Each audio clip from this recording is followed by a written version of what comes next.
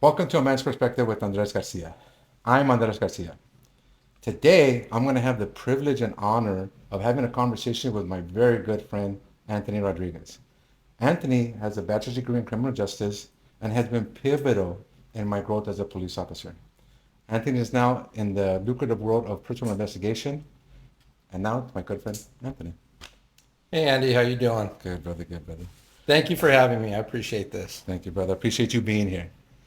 Okay, today we're going to go through a couple questions, and we're just going to have a conversation, talk about those questions. Sounds good. Fantastic.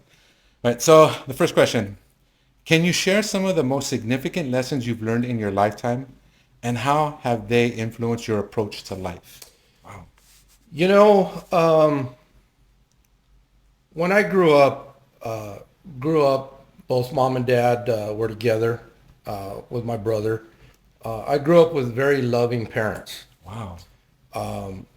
You know, that's not to say that if myself or my brother acted up, my dad was a disciplinarian, but growing up, he was 6'4", 300 plus pounds. So Oh, your dad was a big man. he was a big guy. Dang. So, my brother and I, we didn't have to, he didn't have to get real crazy. Just to look, Yeah. from a big guy. But, to do him justice, he was a teddy bear Oh, and wow. very loving.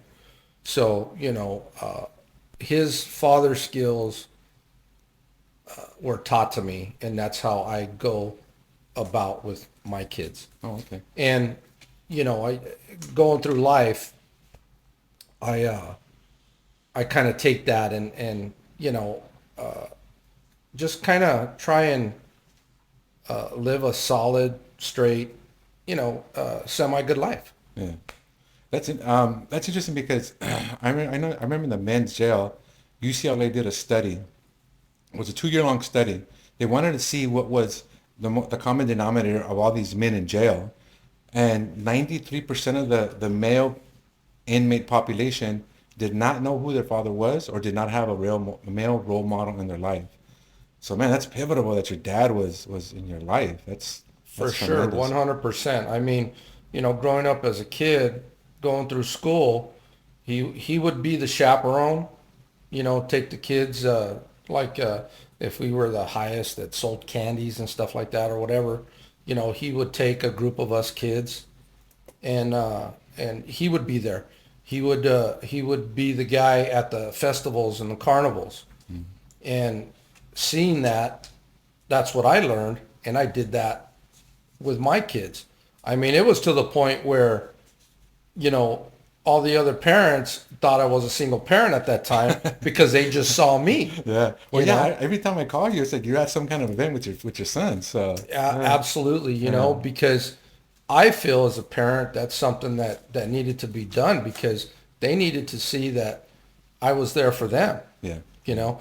But it's funny because I'm going to go back. One thing my dad always told my brother and I told my sons this, and I firmly believe in this. And he said, look, I'm your dad. I'm your father. I'm not your friend. I'm not your buddy. wow, wow, We'll hang out. We'll have a great time. We'll laugh and joke. But always remember, I'm not your friend. I'm your wow. father. And I told my kids the same thing. And our relationship is great. Yeah, I have a very open relationship with both my boys. Yeah, well, I call them boys. They're men now. yeah, But, that was something that impacted me because I understood it. yeah. You know, you're my parent first. So I can't go up to you and say, "What's up, dog?" or, Yeah. because he wouldn't have that, you know? It's so crazy because now we go to calls and you see how parents aren't being parents anymore. No. Especially the moms, they're like trying to be their sisters or trying to be, oh, this my girl, this my, they use bad words like B, this might be. I'm like, dude, what's going on? When do you think that parents, I don't know how to call it traditional, when did parents stop being parents and started being buddies or partners to their kids? I've talked to other people about this, and at least my opinion, I think that after our generation, you started getting more parents that were younger Oh yeah, yeah. And I think the mentality is that, I don't want to be called mom, call me by my first Yeah. name because our, our ages are, maybe 7 years apart or what have you. Yeah. I mean, but I think what happened is we just started getting younger parents who really weren't mature enough to understand the parent concept. Wow. And but the thing is that now because we've seen such an uptick in crime and especially violent crimes. It could be because of a number of factors, but I still think the family unit is the biggest contributor to delinquency in people. Well, sure, and you've seen it in the job, especially now. Not to bash society, but you get a young person, whether it's a young male or a young female, that is committing a heinous crime, and the unfortunate part about it is their life is taken because of this Yeah, crime. yeah, You know, a parent or what have you grabs a camera and a mic and starts saying, "My baby didn't do this." And let's say, their child or that person is 18, 19, 20 years old. Well, they're showing you a picture of them in third grade. yeah. I get, I mean, it's happened a lot. So it's nothing that I'm making up. yeah, yeah, yeah. No, you remember like we book them and they go to jail and the parents are on TV. You see them on TV talking about how my kid is innocent, and then I'm looking at the booking photo and the dude's got 13 on his face, or Right. that guy that had horns Right. coming out. Well, It's like, even working the job, we contracted with probation. yeah, So I was a prowler car working the juvenile hall. yeah, And on visiting days, the parents would line up and I'd get a call from probation. Hey, we got a person causing a disturbance here. yeah, Okay, so I'd respond, start talking to this woman or man. yeah, Man, and just for lack of a better word, the ghetto comes out, yeah. Oh yeah, you yeah. know, and, the way I worked and I know the way you worked. There's a lot that has to flow off our back. Oh yeah, absolutely, But absolutely. there gets that one moment, and I mean, I've caught myself while I'm dealing with somebody, you know, and I'm thinking, I'd love to say it out loud, but you can't. But I'm Yeah, thinking, the apple doesn't fall far far from from. the tree, Yeah. so there's the systemic problem, I guess. So how would you recommend, how do we change that? How do we change the, because I mean, we've seen it. It's the same 15% of the population that we deal with over and over and over. Right. I know, I remember talking to kids and they're like, oh, you and my dad. I'm like, oh yeah, I arrested your dad. And it's like, how do we stop that? What would you recommend in a societal level? How do we stop that?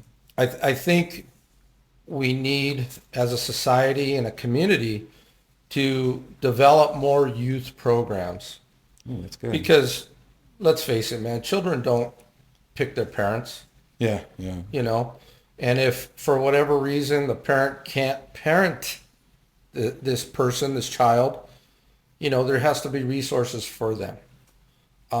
Years ago growing up, which I think they still have, I could be wrong, but the Brothers of America. oh yeah, yeah. I haven't seen that in a while though. Yeah, so I don't know if that's still around. Boy Scouts, Girl Scouts, um, you know, It's funny how all that got demonized. Like the Boy Scouts yeah. got really demonized in social media. It's, Well, I mean, because it was kind of like and forgive me, the Catholic oh yeah, priests, yeah, and not to get into that, we all know what's happening. yeah, yeah, So that's kind of what happened with Boy Scouts and stuff like that. There was an element getting in there and, just kind of messing up the psyche of kids. yeah, yeah. I, Unfortunately, I don't yeah, know, when we first started, we used to have what we called a COPS program. Now, cops around the nation, COPS programs, community-oriented policing. But ours was kind of specific to the point where it was a COPS program, but we handled a lot of the youth programs at our county parks, yeah, yeah. I remember that. and because of funding, they had to cut them, Yeah. you know. And I'm not saying it just has to be law enforcement. I think as adults, just kind of bring back a mentorship. you know? That's what I've been thinking of trying to do. Um, bring back people that have been successful and bring them back to the community to um, be that role model. Be talk to the kids because I find on patrol, I'll get parents like, hey, can you talk to my son? Can you talk to my son? And a lot of times they just want, a kid just wants someone, especially a positive role model, an authoritative role model, a confident role model, just to say, hey, man, you're doing good, dude. I know life sucks. It's going to be stressful, but you're going to get through it. A lot of times that's all they need. It's so wild how many kids I've spoken to that just wanted me to pat them on the back and say, hey, Pops, don't worry, man. It's Right. going to get better. Yeah. So I've been thinking, man, that'd be great. And unfortunately, people don't have a lot of free time. So if we could find a way to pay these men and women to come back into the community, Sure. I think that would be fantastic. But how do we fund something like that? You know, that I don't know, but it just doesn't have to be somebody in law enforcement. Yeah, I It can agree. actually be somebody who was incarcerated that turned their life around. Yeah, I I mean, they have gang interventions. You know, they have a lot of former gang members that come out and try and talk to these newly recruited gangsters to yeah, tell them, hey, this life you're leading isn't great. I yeah, get that, but it can't be so focused based. It's got to be broader yeah, because there's kids that are suffering from just family trauma. They're yeah, not in gangs. They're not a criminal aspect of it. They just need guidance. yeah, yeah, yeah. You know, and you're right. How do we do this? Yeah, how do we fund that? And you're right. I think people that were lived that life before, that are converted and made themselves better, I think they are the most influential because a person that's growing up in the neighborhood, they can relate to that guy or Sure. that girl. They can say, "Damn, that's where I'm going," and that guy made it out. I don't have to go down that path. So yeah, I think. But man, how would we do that? How do we fund them? I think it would have to stem from a nonprofit organization. Yeah. So that way the nonprofit can apply for grants Oh yeah, to get the funds grants. needed to do this and to keep it going, you know. But then again, you know, I don't know those inner workings, so Yeah, neither I'm do not too I. sure. Yeah, neither do I. Yeah, that'd be something fantastic that we could work on. Um, Here's an interesting one. This is Okay. what you and I have suffered dearly through. Okay. Divorce can be challenging. Excuse me. Divorce can be a challenging experience. How did you navigate the process, and what did you learn about yourself during that time? You know, as yourself, I went through a divorce Yeah, with kids involved, yeah, me which too. makes it tough. Unfortunately, you know, their mom and I'll say this till my end of days. She was a great mother to my children. Yeah, And unfortunately, some mental health issues came about, and which caused our demise as a couple. yeah. It's And sometimes I joke about it because of the stuff that I went through. yeah, And I was pulled through the ringer. I mean, I had children's services involved. I had child support services involved. yeah, I had the courts involved. yeah, You know, and I contribute to not having a heart attack or stroking out because my persona itself, I try not to take things too serious in life. Life within itself is tough, yeah, you know, and I think if I was to let that stuff get to me, and like I said, I would, you know, my heart would have blown up, you know, just dealing with the yeah. stressors. Um, Especially with everything that we see, like all the brains that we see and people's legs being cut off. It's like everything that we see kind of hardens us a little bit, makes us, I think a lot. I think it yeah, hardens us a lot, and the regular person, regular, I'm gonna use civilian for, yeah, you know, lack of better words, they don't understand the gruesomeness, the the darkness within human beings, oh my God, yeah. you know, I've, and you know it as well as I do. You know, we talk about this stuff amongst oh yeah, ourselves yeah, because that's what we're exposed to. But, you know, I couldn't go to, my neighbor or what have you and say, oh yeah, I remember this, and that, because Yeah. they'll look at you sideways, Yeah, absolutely. you know, Absolutely. and I try and let people know, a lot of things that we've seen, we've seen the dredge of society, Yeah. the worst in mankind. And I say mankind, and I just generalize Yeah. because there's been times where, we've had to deal with female people that, do heinous acts as well. Yeah. And again, it goes back to what we talked about with family. You threw out stats about incarcerated males, and the stats show that there was no male figure. Mm-hmm. There was a time where I was going to write a book, and I was going to Oh, you write. never told me that? I Really? didn't. I thought I No. did. No, dude. Well, it was. I started doing research, and my research was based on prostitutes. Yeah. And I started interviewing them because I wanted to kind of see where that stems from. Yeah, it's so weird because like when we're on patrol, the prostitutes they're so I don't know what they're so easy to talk to. They give you information. They tell you what's going on in the neighborhood. Um, it's so wild how maybe because of their job or something, but just like it's that whole lifestyle. It's like Well, one thing I was finding out, and again, this is not true facts, or true stats, but the persons that I interviewed, and the reason why, let me step back. The reason why I didn't write the book is I lost all my notes during my divorce. All that stuff disappeared. dude. So the consensus was coming down to a lot of them came from a single family. Yeah, yeah. A lot of them were molested at a very Yes. young age, Yes. and that's I guess where this term nowadays comes, daddy issues, Yeah. so to speak. Mhm. So, that's how they got into that lifestyle. There was no self-worth for them. And, I wish I had those notes, you know. Yeah, you should go back and do the research, dude. I think that'd be a good book to write. Because I think that's something we demonize in our current society.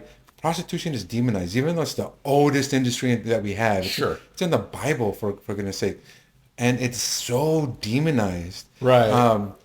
But I don't know. I don't think it should be. I think those are people because there's male prostitutes too. Yeah. I think those people need a lot of help, but they have a view on life, man. Because they've told me some stuff that shocked me, and the things that we've seen, and I was like, Whoa. damn, Right? yeah, Right? I was like, dang, For sure. yeah. For Like sure. I remember I had one tell me that at 12 years old, her dad, her father, her biological father, started prostituting her out so that he can buy his meth at 12 years old. Wow. Dude, I was just like to I'm- say that my heart was like I felt like I got kicked in the stomach. I mean, imagine the psyche Yeah, on this dude. person. But I'll tell you what, at 12 years old, being put through that trauma and still becoming an adult, that says a lot for that person. That Yeah. they're, even though someone on the outside may say that they're weak, that's a No, strong yeah, person, no. man. Like I told her and other people that I talked to in that field, do not let your current situation dictate who you are as a human being. Because I told her, you can survive crap that no one else can. Right? You can overcome stuff that no one else can. You Yeah. are so strong because of your past. I tell them, wear your past as a badge of honor. Yeah. Don't wish it on anybody because no one should go through that. But the fact that you survived that, the fact that you overcame that just shows how mentally and physically strong you really are. No, it's that adage, dude. Turn that frown upside down. Yeah, yeah. But yeah, I think I got off topic. But to answer your question, the way I go through life now, again, I try not to take it too serious. Yeah, yeah. I thrive off of humor, laughter. Humor, yeah. I mean, it's just it's not that serious. Yeah.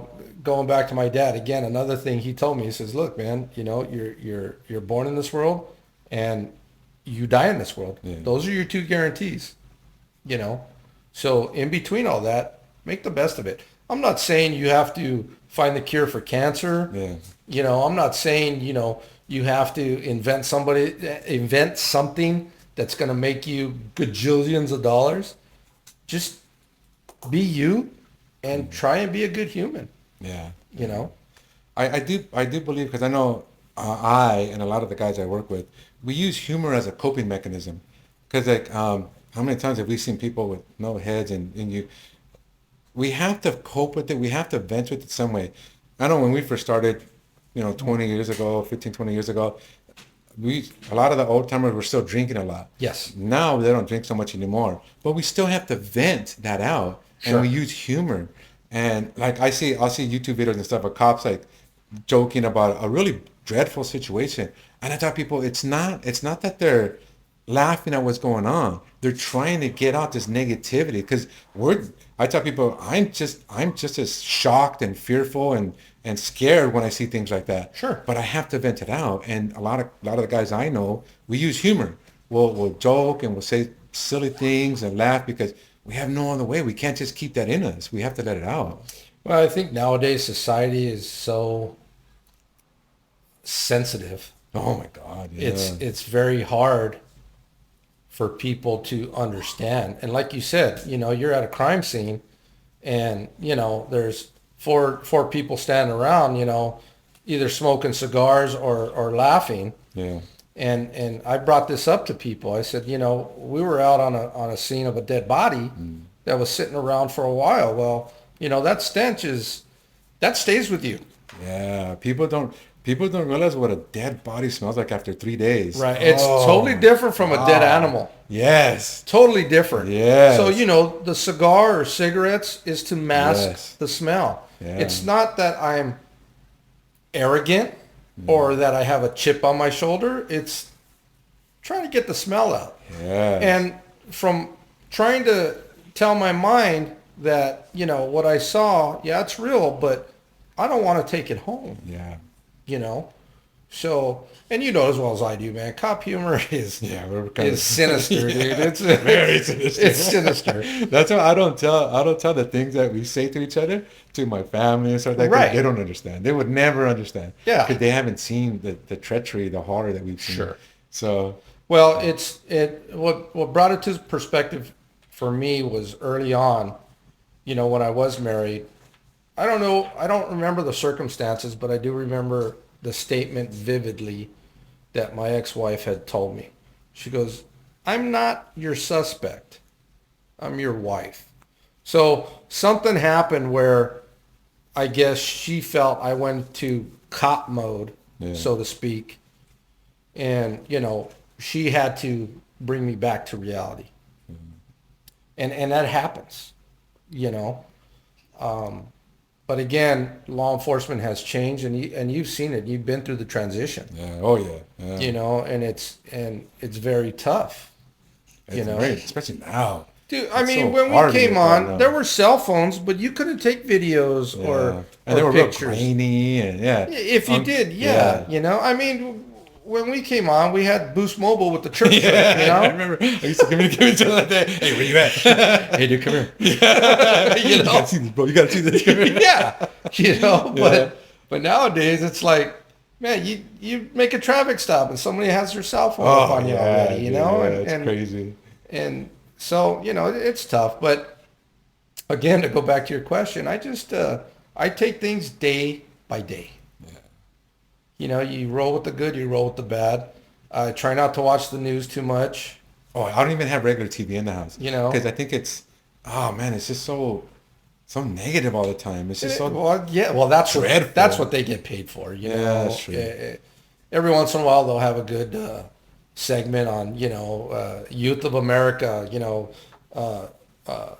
Going around and collecting socks for homeless or something like that. Yeah. Which is positive. But everything else, there's war here, there's war there, there's war on the streets of LA, there's war in Congress, there's just it's crazy. Yeah. Actually, I read something that the reason why the news media started going with such a negative format, not negative format, but dire kind of format, is because the War of the Worlds broadcast in 1930 something, where What was it? Orwin something. They did a broadcast on the radio, and people believed, even though in the beginning he said it's fake, it's scripted, and all that stuff, people believed that it was a real invasion. They started shooting at each other. They started doing all this wild stuff. So the media realized, wow, humans respond more to this particular type of presentation versus this. So that's how come it all went towards this kind of like dreadful. 100%. Yeah. O.J. Simpson started with the whole pursuits being televised. Oh, that's right. And after that, boom, almost every other day, Yeah, you that's know? right. Oh, that's right. Before Yeah. that, you would rarely see pursuits being televised. And because it was O.J. Simpson. If it was just someone else, you know? Yeah, that's interesting. I never thought about that. I never put that together. Yeah, yeah. Wow. All right, so on to the next question. As someone who is, as someone who has worked in private security, I'm sorry, personal investigation, and law enforcement, how do you manage stress and maintain a healthy work-life balance? Oh, we kind of discussed that already. A little bit, but just to kind of go into that aspect of it of balancing work and life.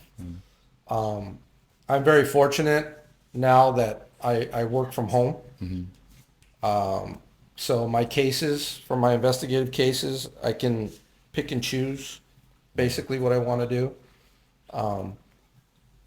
And I'll grab them, do my research, do what I need to do, set up my interviews, and just kind of knock everything out in a few days. So that way, the rest of the week, I'm have my time, me Yeah. time. You know, and me time is if it's just vegging watching YouTube all day, Yeah. or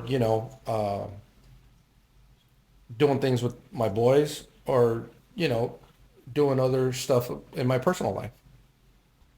So there is balance on that. Do I get overwhelmed at times? Sure. Yeah. Because I may bite off more than I can chew. Yeah. And then some of these cases I have timelines.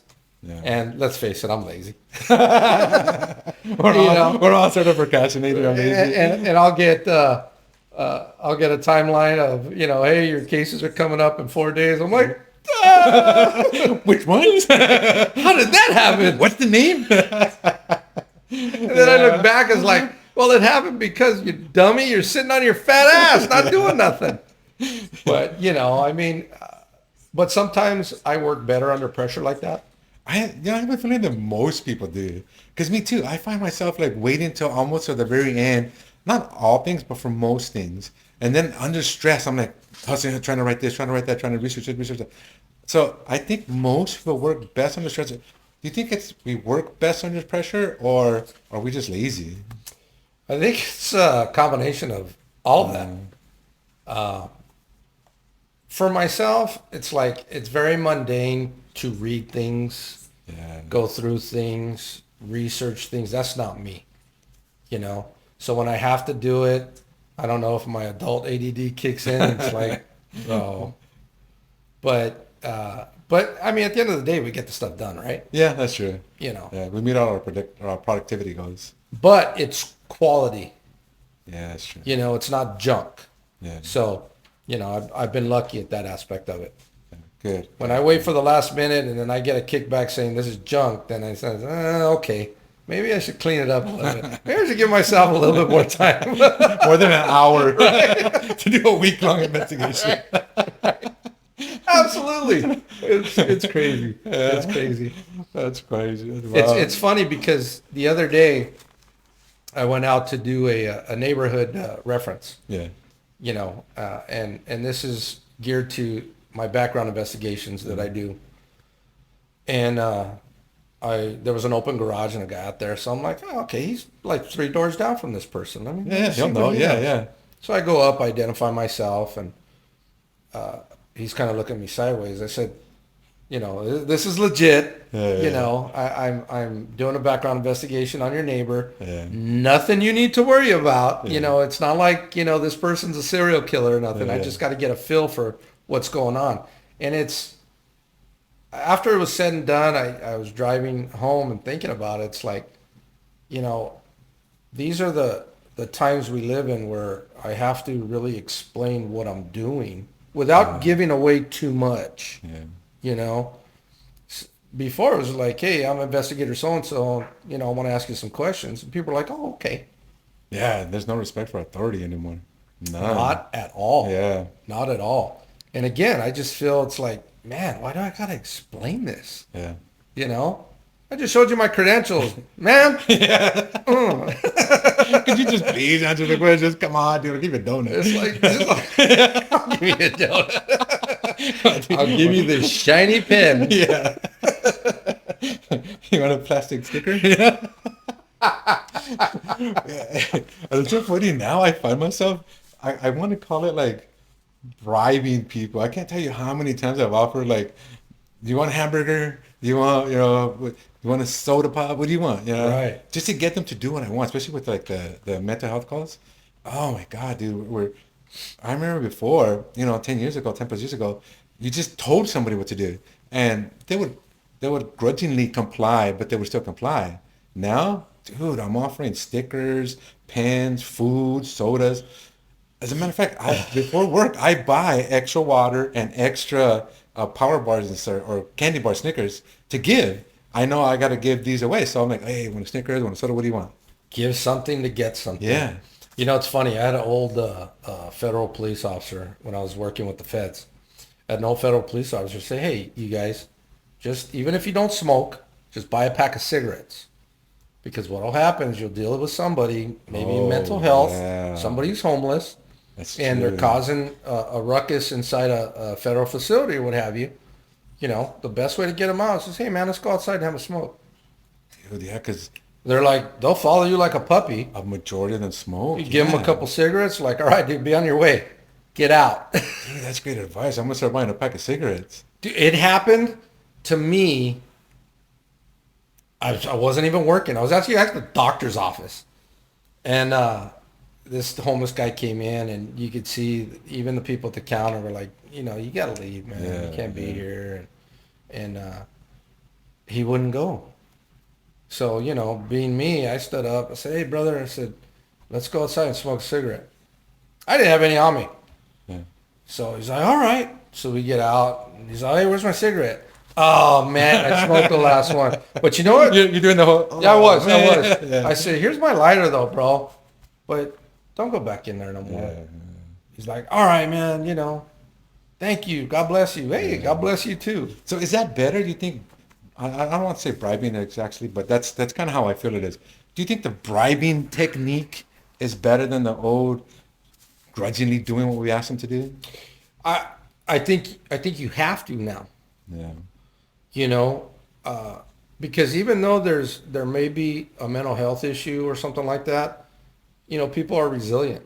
Yes. And the moment that you go hands-on with somebody, because it's what we used to call it, contempt of cop, Yeah. because I told you to do something, now you're not, they're smart enough to know, hey, you put your hands on me for no reason. Yeah. So I think it's best to say, hey, man, I got this Snickers bar in my trunk. Come on outside and I'll give it to you, Yeah, Let's 'cause- talk outside. Because no one touches anybody anymore. It's like, yeah, no one wants to go hands-on anymore. Because now we have things like Wiggle Force, It's like, it's weird now where we're at, what point we're at. Yeah, we're having to bribe everybody. Okay, we'll do this last question. What advice would you give to someone looking to build a successful career while also nurturing a healthy personal life and relationships? I don't follow this philosophy, but I've seen it through other people and even yourself. I think if you have a goal and something you want to do, just have the tenacity to move forward with it. My older boy, he loves music, and even little, he wanted to be involved and be this great singer and stuff. I'm a realist, unfortunately, and I told him, I said, look, dude, I said, hitting it big, it's less than 1%. Yeah. But keep up with your goal, but have a plan B, Yeah. just in case it doesn't happen. Because you learn through your goals. Even I've tried a ton of businesses and most of them have failed. You You say that so proudful. I feel I did this, and this, but they sucked and tanked. dude, I call myself the successful failure. because so many businesses have failed. But I learned so much from them, bro. I learned so much. I learned how to interact with people better. I learned how to talk, be more confident. I learned so much from the failures is where I've learned the most. Right. So yeah, to keep going. That's what I tell the people around me. Keep going. Do not stop for No. anything. You just keep going. Never give up. Never give up. Never stop. My philosophy is always move forward. Yeah. Always move forward. Don't ever take steps backwards because you're gonna hit those walls. Yeah. And you move forward in one direction. Well, maybe you gotta move to the left a little bit and go around this block and keep going Or keep forward. moving. Yeah. You know, um, I live a happy life. I love my life. Could it be better? Absolutely. Yeah. Just like us all. But I just stay positive and try not to let the darkness, so to speak, get to me because you can't. Yeah. Thank you for watching On Man's Perspective. I had a great conversation with my friend Anthony. I hope that everyone's gained something from this. After all, we're all here together. Together we get by. Together we become successful. So I want to create a space where all men can ask questions that they might not feel comfortable asking anyone else. So if you have any questions that you want advice to or have concerns over, please put it in the comments and I'll make sure that either me or whoever I'm with will address them as best we can. And so please, if you like this podcast, if you gained something, please like and subscribe the video. Or please like the video and subscribe to the channel. So again, thank you for being here.